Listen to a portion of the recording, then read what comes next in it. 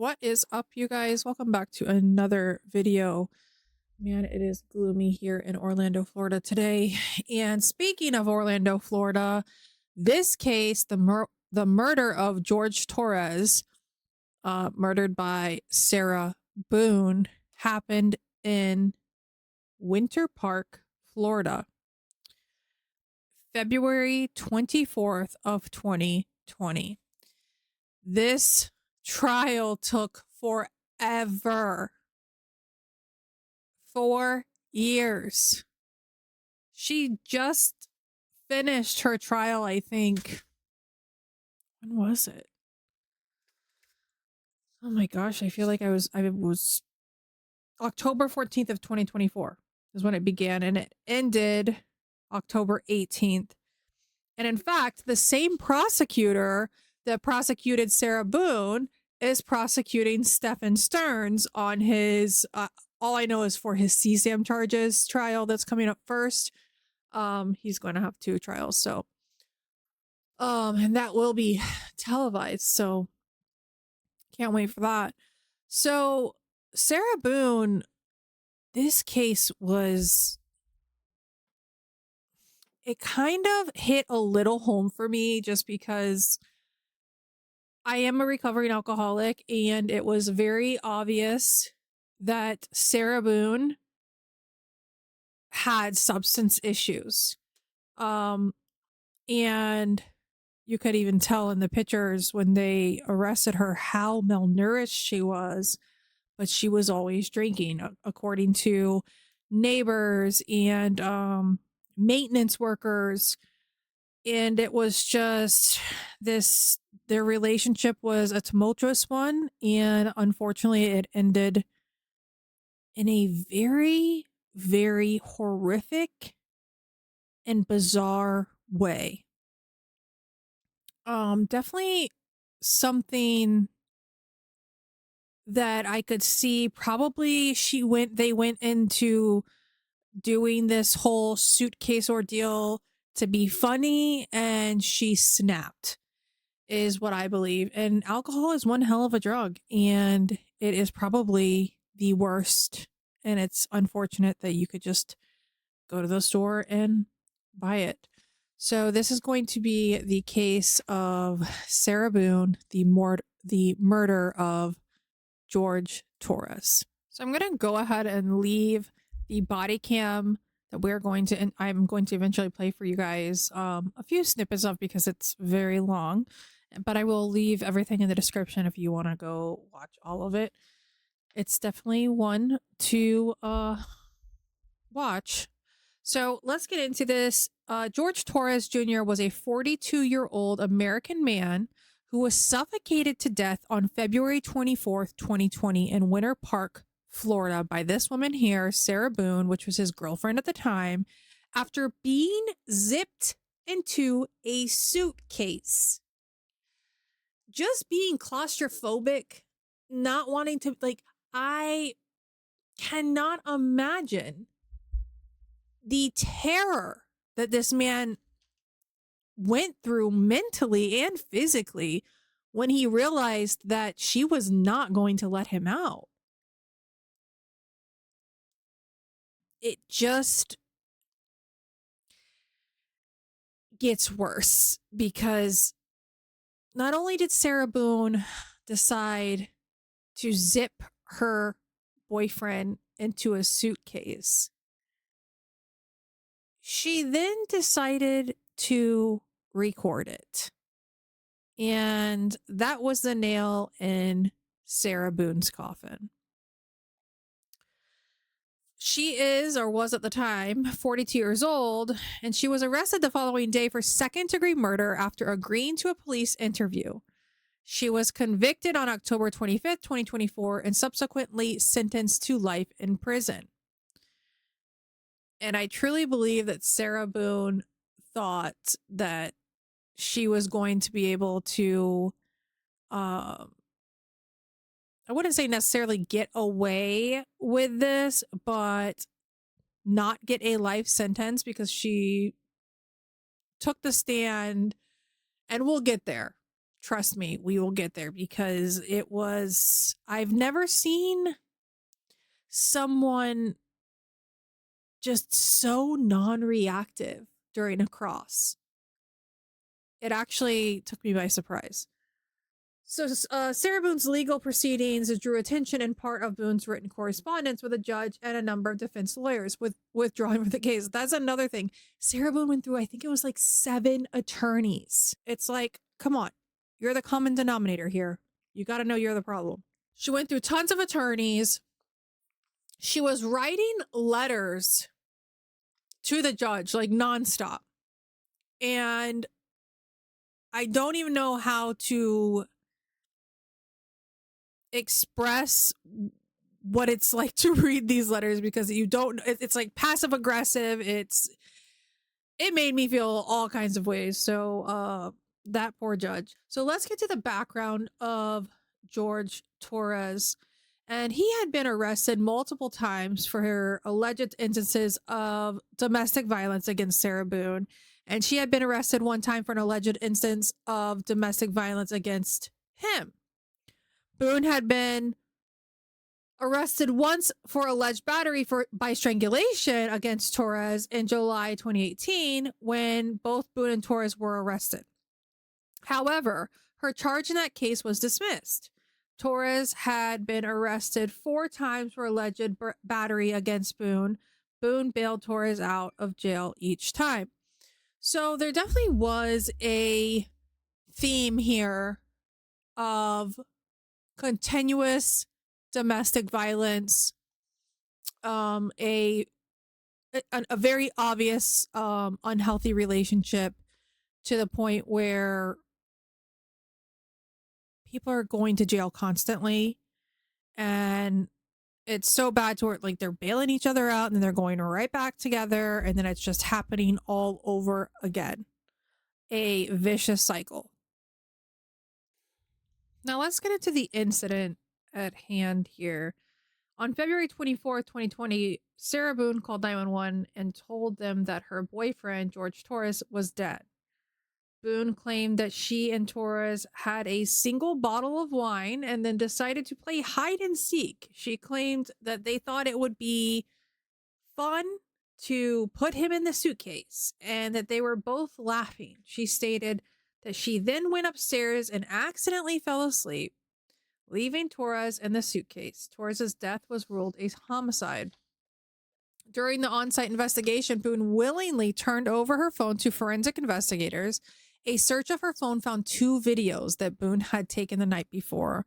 The video showed Boone laughing as Torres pleaded for help inside the suitcase, with Boone stating, "That's what you do when you choke me, and that's what I feel like when you cheat on me." Boone was interviewed by detectives at the police department the following day. Boone stated that she did not remember recording the videos.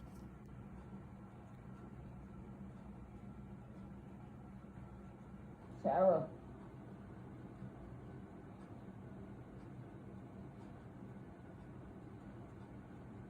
For everything you've done to me. Sarah. For everything you've done to me. Sarah. Fuck you. Sarah. Fuck you. Sarah. Stupid. Sarah. That's my name. Don't wear it up. Sarah. I can't fucking breathe, babe. Seriously. Yeah, that's when you do when you choke me. Sarah. Sarah.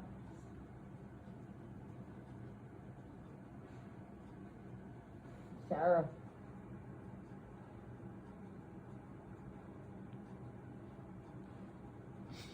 Sarah, I can't breathe, babe. That's on you. Sarah, I can't breathe.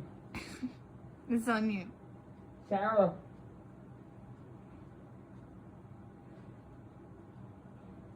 Real or ransom. I want to get video for it extra. Because I got this. Sarah. Real or ransom. Sarah.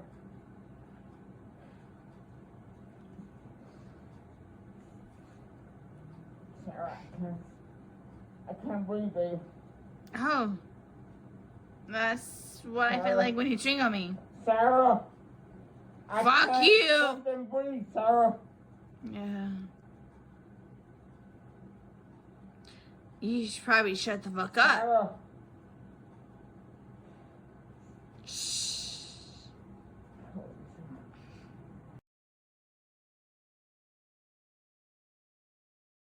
All right, now we're going to get into the trial aspect. I'm going to read this really quick and then I'm going to go ahead and play Sarah Boone's testimony. I won't probably play all of it because I think that it is. It's really long. So I will play a pretty decent portion and then leave the rest. I will leave the link to this video if you want to watch it at your leisure. So Boone was subsequently charged with second-degree murder for killing George Torres and held in Orange County jail without bail. 8 different attorneys who represented her withdrew, 7 of them having been court appointed. Judge Michael Kranick, which I really, really enjoyed Judge Michael Kranick. I feel like he was so patient with her. And after being into true crime, watching trials for at least 12 years now, I have never seen somebody so patient with a defendant, with her type of personality, especially. So Judge Michael Kranick ruled that Boone had forfeited her right to court-appointed counsel. On July 18, 2024, at a hearing where Boone was representing herself, she submitted a letter which included a hand-drawn advertisement for a lawyer. The advertisement was circulated by media reporting on the filing, and Boone found representation by attorney James Owens. Owens met with state prosecutors about a possible plea agreement to the charge of manslaughter in exchange for a 15-year sentence, which Sarah Boone rejected this plea. She rejected a 15-year plea. That was insane to me. After multiple delays, including the COVID-19 pandemic and Hurricane Milton, which was horrible, the trial began on October 14, 2024. A jury of 6 with 8 alternates was sworn in, and on October 18, 2024, Assistant State Attorney William J. began opening arguments. I will say that I am not the biggest fan of how Attorney William J. does his openings, even his closings. I'm not saying that he's not good at what he does. I just feel like he uses these constant analogies during his openings and his closings, and just doing that too much for me personally as a juror. I just don't like it. I'm more of a like, just break down the facts for me and let me connect it. Maybe one analogy, 2 analogy, but everything was an analogy. And it was just, I mean, I knew that it was a slam dunk case anyways, but still. The defense argued that Boone suffered from battered woman syndrome. Prosecutor Jay argued that this defendant zipped George Torres shut in a suitcase. She was able to do this because at the time of his death, he weighed 103 pounds. She did this with a malicious intent to punish him, and then she went up to sleep and left him to take his final breaths on this earth alone. Closing arguments were on October 25th, 2024, and on the same day, after less than 2 hours of deliberation, the jury returned a guilty verdict for second-degree murder. On December 2nd, 2024, Boone was sentenced to life in the Florida Department of Corrections. I'm going to go ahead and play a little bit of her taking the stand, and then her verdict and her sentencing. So let's get into it. Raise your right hand, please. Sworn, please. Do you swear or affirm that the testimony you should give shall be the truth, the whole truth, and nothing but the truth, so help you God? I do. All right, ma'am, you could take a seat. And if you could, state and spell your name for the record for us. Sarah Boone, 101077. And could you spell your name? SARAHBOONE. All right, thank you very much. Sir, you may inquire. Ms. Boone, would you please tell the jury where you were born and raised? Atlanta, Georgia. You were born in Atlanta? I was born in Atlanta. And how long did you stay in Atlanta before you moved here to Florida? I was 3 years old, 3 or 4. Okay. And from that time, y'all moved, you and your family, your mother and father, moved to Orlando? And my grandparents. Okay. Y'all all moved down from Atlanta down to Orlando? Yes, and my 2 brothers. Okay. And were you raised here essentially from that time on? Yes, And you resided here in Orange County, Florida that entire time? yes. Okay. And where did you go to high school here locally? I did. Where did you go to high school? Edgewater. Okay. And tell the jury, how old were you when you graduated? I was 18 years old. Now, I know you lost your mother and father. Overruled. I know you lost your mother and father in your teens and in your 20s. Is that true? I lost my grandfather when I was a sophomore in high school, and I lost my father when I was a senior. And then my mother passed away a few years after that, and then my grandmother passed away after my mother died. All right, so you were in your 20s when all that was going on? Yes, Okay.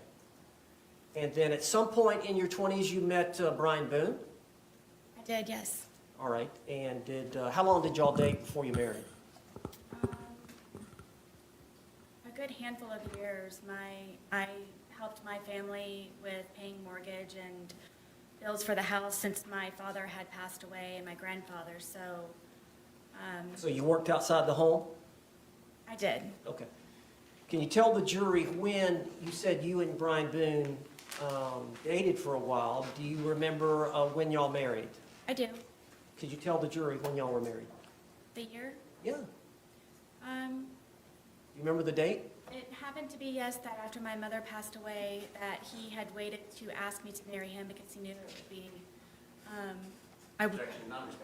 Sustained. Just answer the question if you can, Ms. Boone. Are you a little bit nervous? a little bit. Okay. Well, just tell the jury if you remember the date that you and Brian Boone married. August 21st, 2004. Okay. And had y'all lived with each other for a short time before that? Short time. Yes. Okay, after you married, how long was it before y'all had any children? Gosh, 6 years? Okay. And y'all have one son. Yes. What's his name? Lucas. And how old is Lucas now? Lucas will be 14 years old on the 28th. 28th of this month? Yes. So you and Brian were married, and y'all lived in Orange County. How long were y'all married? For 13 years. All right, and y'all divorced? Yes. And as part of the divorce, were y'all to share custody of your son? Yes. And so y'all would split days, would that be fair to say? Yes. Okay. At some time after you and Brian split up, did you meet George Torres? Yes. All right, could you tell the jury how you met George Torres? I met George when I decided to buck up, I guess, and was tired of trying to patch things up with my ex-husband. And I decided to go one day for a walk across the street and go have a beer by myself and sit and people watch just to get out of my house and a change of scenery. All right, now is this your apartment? No, this is the marital home. Okay. Where is that marital home? Winter Park? You're no longer living in that marital home? No. Who lives in the marital home? No one. It has been sold. Okay. So you met George Torres before you got the apartment? Yes. Okay. And you met him at a bar across the street from the marital home? Yes, we had a mutual friend there. Were you introduced? Yes. All right. How did you and George get along when y'all first met? Very well. It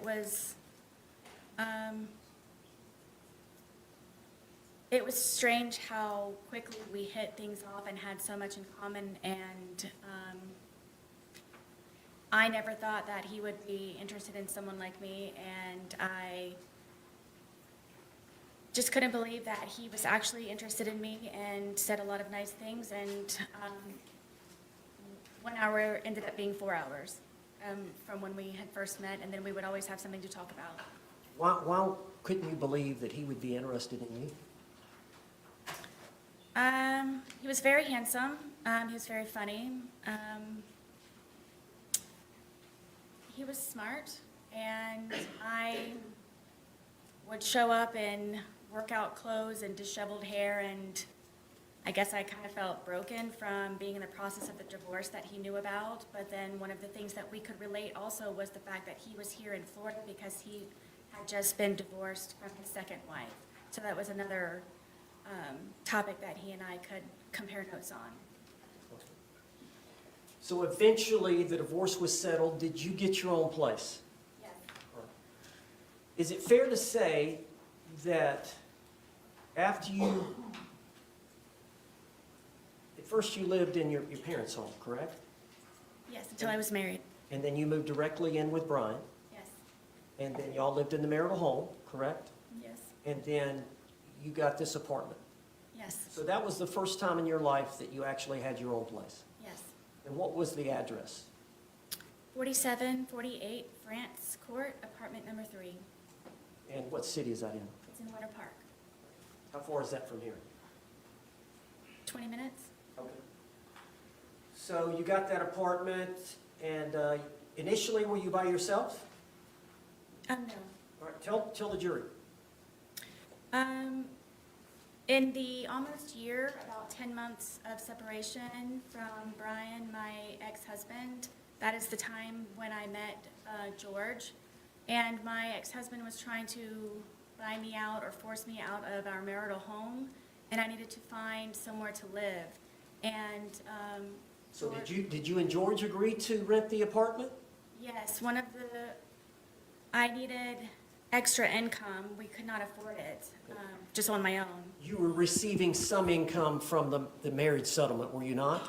Yes, So you did have a consistent monthly income coming in from the marriage settlement, for the most part, yes. but you needed more to live. Yes, to pay the bills and for rent. So did you and George have some agreement? We did. All right, what was the agreement?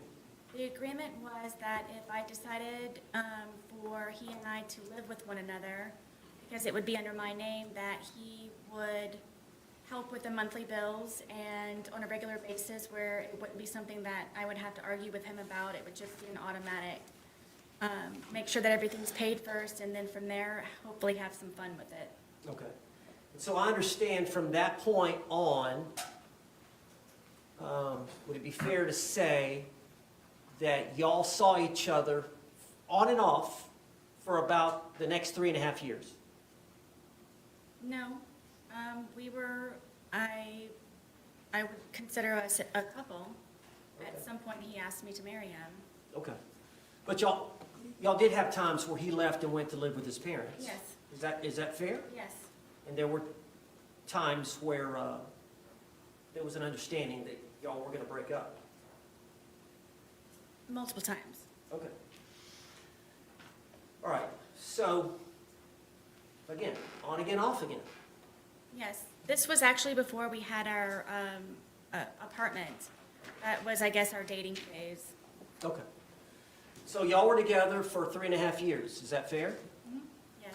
And y'all had actually agreed to marry? He had asked me, yes, a couple of times to marry him, and one time I agreed to yes. Okay. Now, I want to get directly to the date of this event so that the jury can hear your testimony. All right, so tell us, I believe the date is February the 23rd of 2020. Explain to the jury that whole day, from the time y'all got up to the whole thing.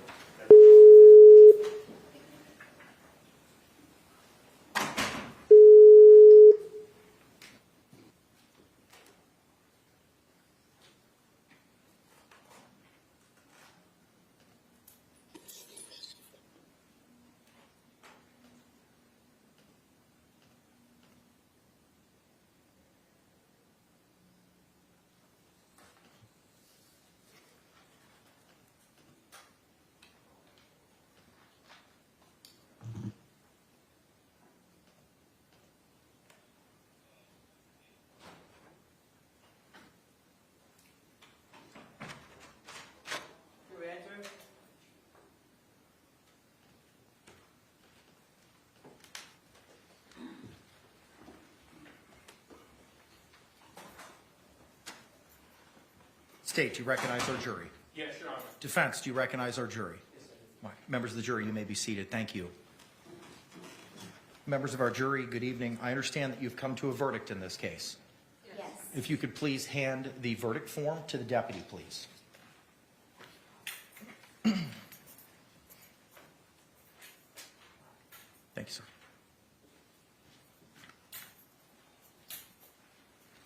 Madam Clerk, if you could please publish the verdict. In the Circuit Court of the Ninth Judicial Circuit and in Orange County, Florida, case number 2020 CF 2603, the State of Florida versus Sarah Boone. Verdict. We, the jury, find the defendant guilty of murder in the second degree as charged in the information. So say we all, dated at Orlando, Orange County, Florida, on this 25th day of October 2024. The form has been signed by the foreperson. Madam Clerk, please poll our jury. Juror seat number 1, is this your true and correct verdict? Yes, it is. Juror seat number 2, is this your true and correct verdict? Yes, it is. Juror seat number 3, is this your true Yes, and it correct is. verdict? Juror seat number 4, is this your true and correct verdict? Yes. Juror seat number 5, is this your true and correct verdict? Yes. Juror seat number 6, is this your true and correct verdict? Yes, ma'am. Members of our jury, again, I want to thank you for your time, your sacrifice, and your attention in this matter. I know that we spent almost 2 weeks together, and it was not taken lightly, and I really appreciate the time and the effort and the sacrifice that you put into this case. I want to advise you now of your final instruction. Members, ladies and gentlemen, I wish to thank you for your time and your consideration in this case. I also wish to advise you of some very special privileges enjoyed by jurors. No juror can ever be required to talk about the discussions that occurred in the jury room except by court order. For many centuries, our society has relied upon juries for consideration of difficult cases. We have recognized for hundreds of years that a jury's deliberations, discussions, and votes should remain their private affair as long as they wish it. Therefore, the law gives you a unique privilege not to speak about the jury's work. Although you are at liberty to speak to anyone about your deliberations, you are also at liberty to refuse to speak to anyone. A request to discuss either your verdict or your deliberations may come from those who are simply curious, from those who might seek to find fault with you, from the media, from the attorneys, or elsewhere. It will be up to you to decide whether to preserve your privacy as a juror. With that, members of the jury, again, I thank you for your service. I'm going to ask you to return to the deliberation room. I'll be back there shortly with your jury certificates, and thank you. File. The victim impact statements presented here today, the statements of character witnesses, both orally and in writing, Dr. Harper's report and testimony, the defendant's testimony, pre-sentencing investigation, the arguments of the state and the arguments of the defense. Court pronounces sentence as follows. Ms. Boone, court sentences you to life in the Department of Corrections with credit time served that Madam Clerk will provide to you momentarily. There are also court costs and costs of prosecution, which Madam Clerk will give you the totals of momentarily. Due to the court levying a life sentence, the court is inclined to liquidate those to a civil judgment unless I hear opposition from the state. No opposition, Your Honor. All right. Madam Clerk, if you could please give us the credit time served and the court costs, please. 4 years, 9 months, and 8 days, and the court costs are $418, a state prosecution fee of $100, a dirt fee of $50, and a PD. Oh, excuse me, we're not I'm right. So the total would come up to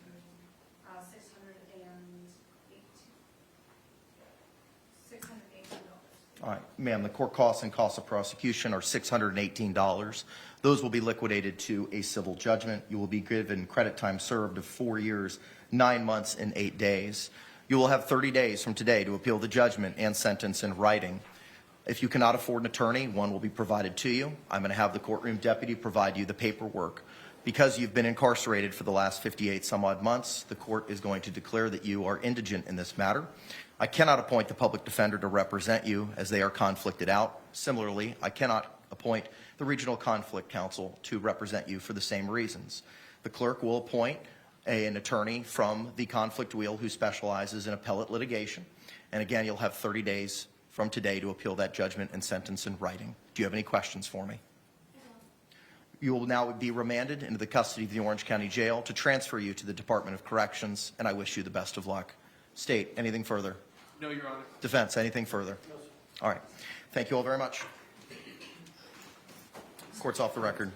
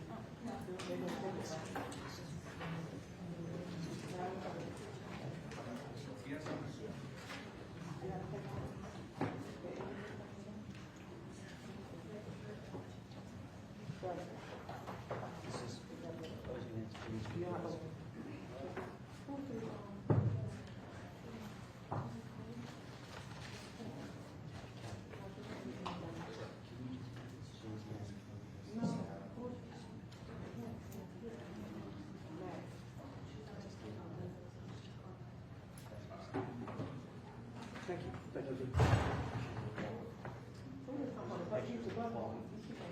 I'll mail it to you. I'll mail it to you.